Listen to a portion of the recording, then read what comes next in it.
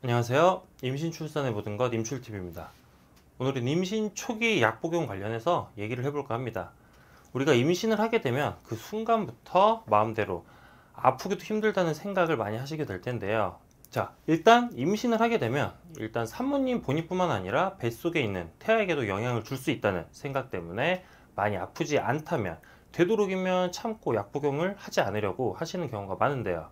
임신을 했다고 해서 무조건 약을 복용하지 않고 그냥 참는다면 오히려 산모님과 뱃속에 있는 아이에게 위험한 상황이 생길 수도 있습니다.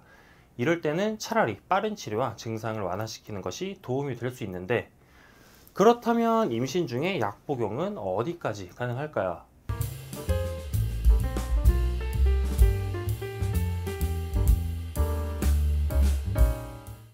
일단 임신 중 약 복용 전에 꼭 알아둬야 할 부분들이 있습니다.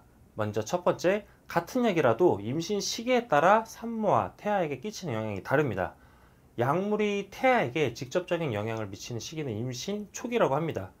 태아의 심장, 중추신경계, 눈, 귀, 팔 등이 만들어지는 시기로 이때 약을 잘못 복용하게 되면 유산이나 기형의 가능성이 높아진다고 합니다. 임신 12주 전까지는 약물을 복용하실 때 각별한 주의를 해주시는 게 좋습니다. 그리고 두 번째, 반드시 의사와 상의를 해주세요.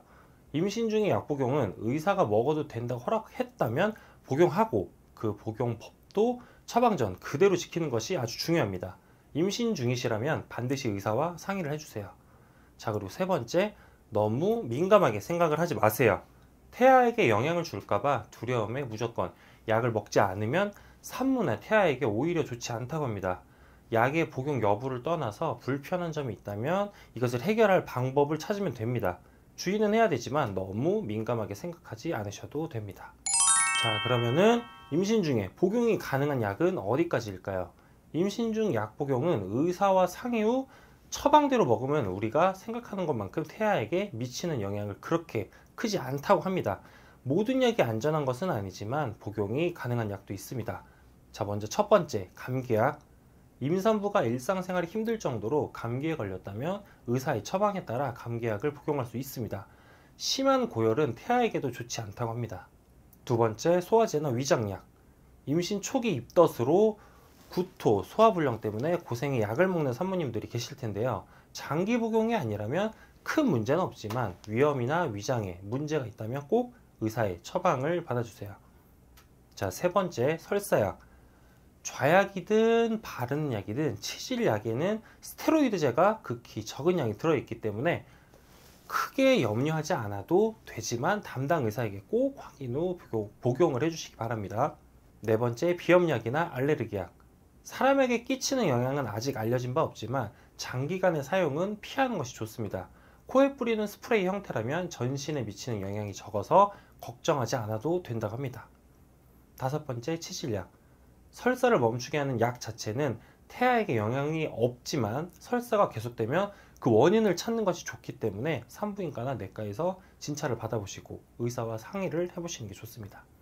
지금까지 제가 말씀을 드렸던 약들은 임신 중에 사실 크게 문제가 되는 약들이 아니기 때문에 많은 의사분들께서도 처방을 해주시고 있고 현재 드시고 계시는 분들도 많으실 텐데, 이런 것들을 제외하고 정말 각별히 주의해야 할 약들이 있습니다.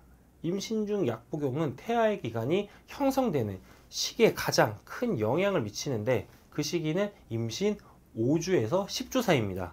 만약 이 시기에 약을 잘못 복용하게 되면 태아의 기형을 유발할 수도 있다고 하는데요. 임신 중 주의해야 할 약들은 어떤 것들이 있을까요? 자, 먼저 첫 번째, 고혈압제입니다. 일반적인 고혈압제와 여드름 치료, 자궁내막 치료, 그리고 항생제 등은 각별한 주의가 필요한 약입니다. 투약 전에 반드시 의사와 상담을 하시길 바랍니다. 자, 두 번째, 호르몬제. 항체 호르몬제, 부산피질 호르몬제를 많이 복용하면 기형아를 낳을 가능성이 높아진다고 합니다. 반드시 담당의와 상의를 한 후 복용 여부를 판단해 주시길 바랍니다. 그 세 번째, 비타민 A와 D. 비타민 A를 1일 권장량 이상으로 섭취하면 태아에게 비뇨생식기형, 소두증, 중추신경계 기형이 나타날 수 있다고 합니다. 비타민 D는 과잉 섭취할 경우에 신경관 결손, 대동맥과 폐동맥 협착 등을 유발한다고 하니까 각별하게 주의를 해주시는 게 좋습니다. 임신 중에는 사실 어떤 약이든 좋지는 않지만 그 고통을 참는 것이 오히려 산모와 태아에게 좋지 않을 수 있다고 하는데, 사실 감기나 이런 가벼운 증상 같은 경우에는 약을 먹기에도 괜히 찜찜하고 그러실 겁니다. 저희 와이프도 비염이 있는데 태아에 영향을 줄까봐 아예 약을 먹지도 않고 감기 걸렸을 때도 아예 안 먹더라고요. 그래서 굉장히 고생했던 기억이 있는데, 그렇다면 임신 중에 아플 때는 도대체 어떻게 대처를 하는 게 좋을까요? 자, 먼저 가장 많은 경우일 텐데 감기 걸렸을 때입니다. 많은 감기약이 임신 중 사용 가능하다고 합니다. 대표적으로 타이레놀의 경우 임신 초기부터 말기까지 안전하게 사용할 수 있다고 하는데요. 그래도 제 와이프처럼 약을 먹기 꺼려진다면 레몬차나 유자차, 아니면 비타민 C가 포함된 따뜻한 차가 도움이 되실 겁니다. 그럼 속이 거북한 소화불량의 경우에는 어떻게 대처하는 게 좋을까요? 대부분의 위장약이나 소화제는 임신 중에도 안전하게 복용을 할 수 있다고 하는데, 평소 다니는 병원에서 처방을 받아서 처방대로 복용을 해주시는 게 좋습니다. 임신 전에 모르고 복용했던 약 괜찮을까요?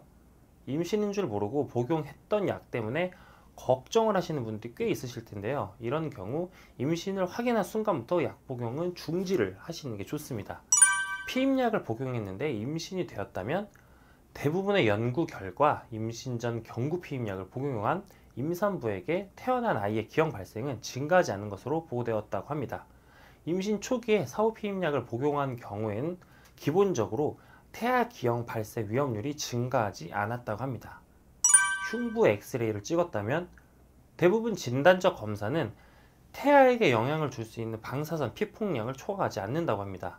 단 한 번의 방사선 촬영으로는 아이에게 위험하지 않다고 합니다. 다이어트 약을 복용했다면 다이어트 약으로 처방되는 성분은 일반적으로 임신 초 태아의 기형 발생과 직접 관련되었다고 알려진 바는 없다고 합니다. 다만 무리한 다이어트로 인한 엽산 결핍은 신경계 기형 발생을 증가시킬 수 있기 때문에 임신 사실을 확인한 순간부터는 복용을 중지하고 태아에게 좋은 영양 섭취를 충분히 해주시는 게 좋을 것 같습니다. 자, 이렇게 임신 초기 주의해야 할 약 복용 관련된 내용들을 다뤄봤는데요. 도움이 되셨나요?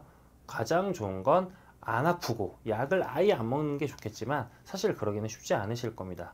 임신 중에 다양한 이유로 몸이 불편하고 아프다면 일단 의사와 상의를 한번 해보시고 결정을 하시는 게 가장 좋은 방법이라고 생각을 합니다.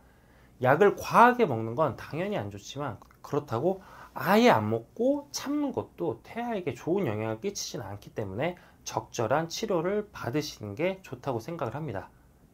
끝까지 시청해 주셔서 감사합니다.